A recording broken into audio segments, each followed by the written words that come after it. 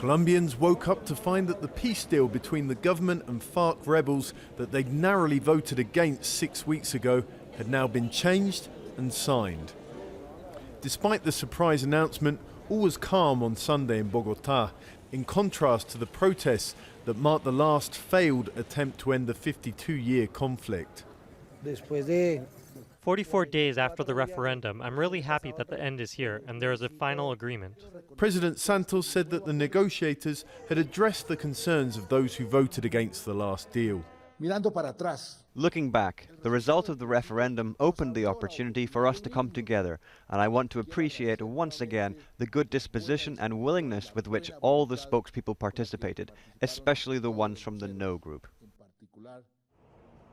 Among the changes, the FARC will have to hand over an inventory of their assets to fund compensation for victims, and only Colombian, not foreign magistrates will rule over the special peace tribunals. It was also made clear that FARC members who admit to political crimes will be restricted to small set areas for 5 to 8 years, but they won't go to prison, something that opponents of the former deal had demanded.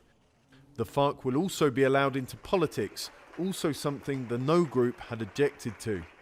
And all that means opposition to the deal might not be done yet. I have asked the President that the text they announce in Havana not be definitive, that they be made known to the spokespeople of the No movement and the victims who will study them in brief time and will express any observation or modification request at a new meeting with the government's negotiating team.